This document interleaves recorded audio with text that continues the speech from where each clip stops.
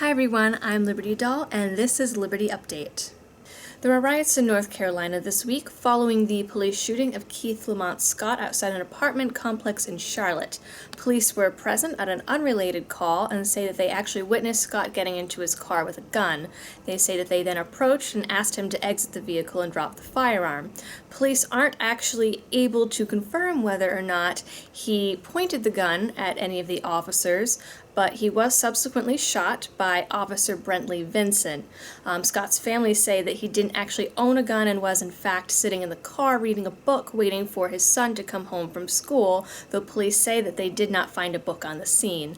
They have refused to release the footage of the shooting at this time, saying that it would impede the investigation. Protesters appeared on the scene Tuesday night, and while they were initially peaceful, the protests turned into violent riots that saw the injury of several police officers, the destruction of local businesses, and left one civilian dead.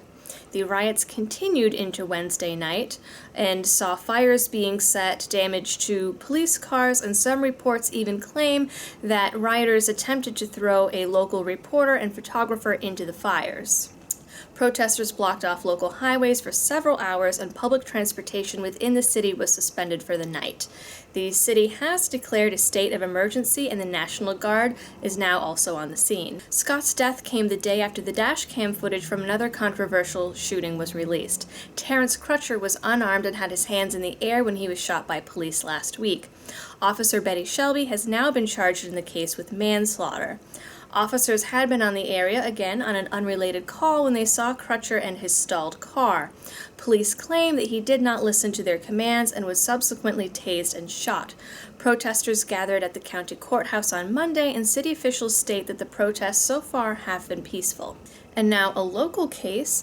The Massachusetts Supreme Judicial Court threw out a gun conviction this week when they ruled that black men who run from police may have good reason to do so, and that fleeing from the police on its own shouldn't automatically be considered indicative of guilt.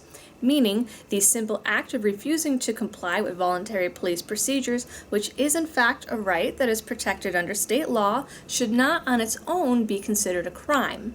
Jimmy Warren was arrested in December of 2011 by police investigating a break-in in Roxbury.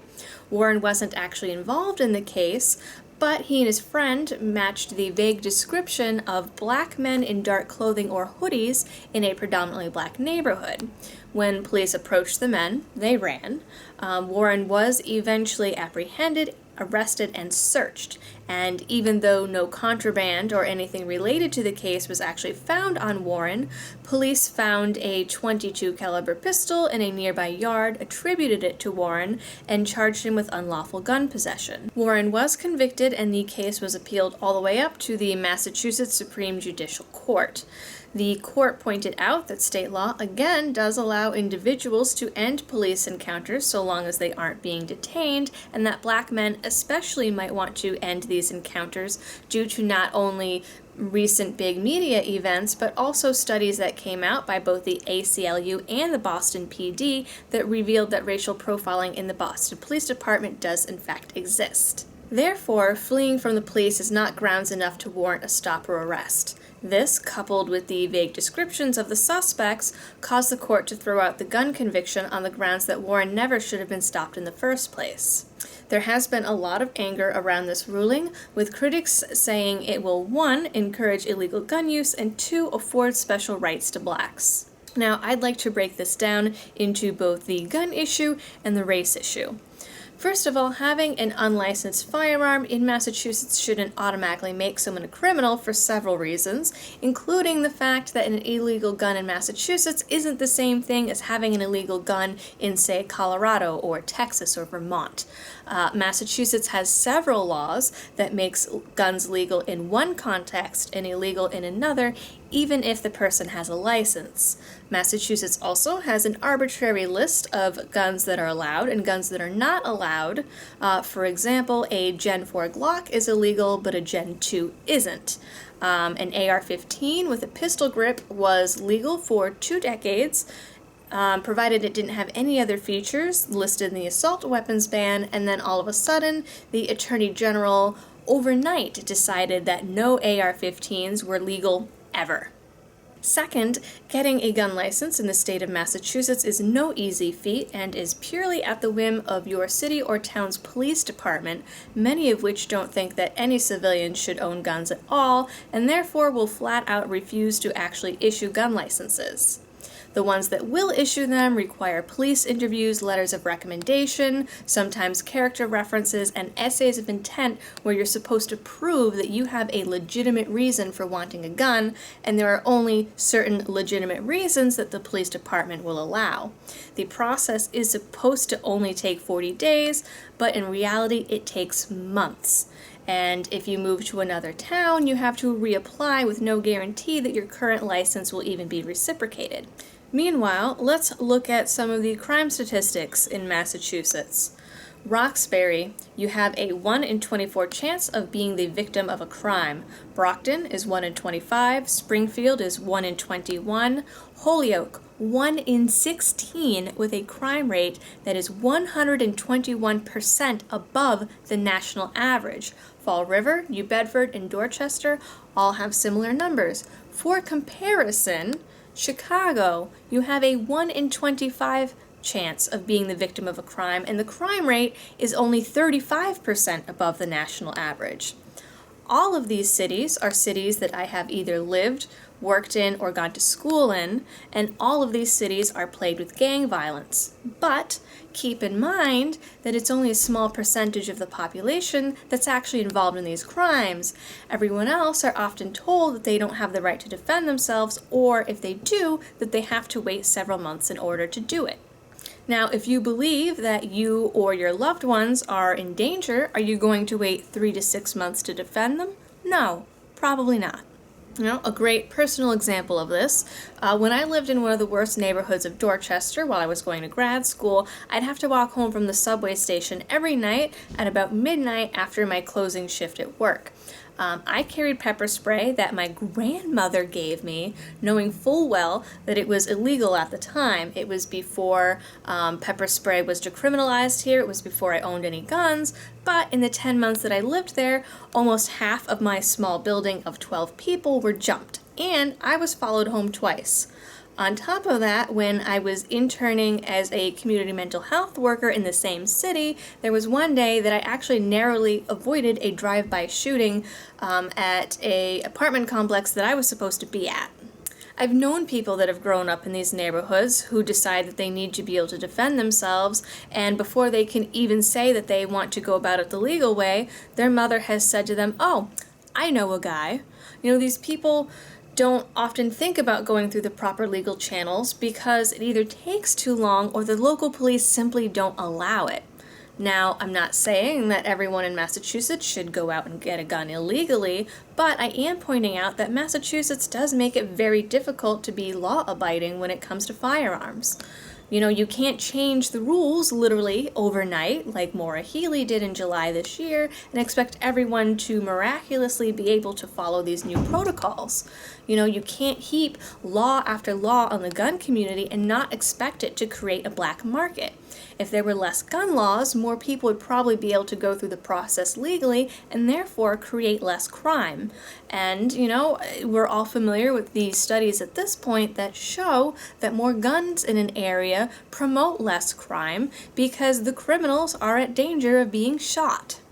Now, on the race issue, this ruling on the Jimmy Warren case doesn't actually create any new laws or change any of the existing laws.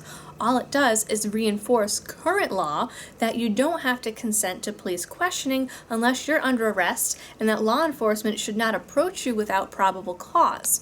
The ruling doesn't state that police can't apprehend a suspect or arrest a fleeing suspect as long as they have evidence or reasonable suspicion beyond the fact that the person is fleeing or stopping the encounter. The ruling doesn't say that blacks get to do this more than whites. It doesn't give them special privileges. It doesn't give them a free pass because they're black. The ruling merely acknowledges that in today's climate, guilty or not, black people probably don't want to interact with the police. The only reason this is a race issue is because if Warren wasn't black, the case probably never would have even made the news. So I don't think that this is a gun issue or a race issue. I think that it is a basic civil liberties issue. And if we look at it through that lens, then ultimately the court made the right call. Sad news for Defense Distributed and all fans of 3D printing guns this week. In a court ruling of its own, in a 2-1 decision, the Fifth Circuit Court of Appeals ruled that distributing copies of files used for 3D printing guns is not protected by the First Amendment, and it is in fact outweighed by national security concerns. The court said that normally the First Amendment would be more important, but in this case, it's not. The lawsuit began when Defense Distributed published designs for the Liberator, which is the first 3D printed gun, and soon after received a letter from the government accusing the company of violating federal arms export laws. The company did remove the files and instead applied to the government for special permission to repost the designs. 2 years went by with no response, and Defense Distributed, along with the Second Amendment Foundation, attempted to sue the State Department for prior restraint, meaning that they believed the State Department was purposely preventing future publication of the files. The lawsuit also rides on the varying definitions of public domain. The original laws involved in the case don't explicitly recognize the internet as public domain because they were written before the internet, and they certainly don't explain what to do with the files that have already been downloaded and circulated thousands and thousands of times. Nonetheless, the Fifth Circuit Court decided that because the files could potentially be downloaded by terrorists outside of the U.S., the First Amendment claims hold absolutely no ground in this case. Also in the realm of free speech, it was revealed this week that North Michigan University has, quote, the most dangerous college speech code I've seen in my career. The statement was made by the president of the Foundation for Individual Rights in Education, citing school code that forbids students from sharing what the school calls self-destructive thoughts. This surfaced last year when a student who had been sexually assaulted sought help from the school's counseling center in order to deal with the issue. She was told she was not allowed to discuss the matter with any of her friends or peers on campus, and that if she was feeling suicidal, if she talked about it, she would face disciplinary action. The student was told that any self-destructive feelings would disturb the other students and hinder the progress of their education. Thanks to social media, the story actually circulated around campus despite the threats for disciplinary action, and a dozen more students came forward with similar stories.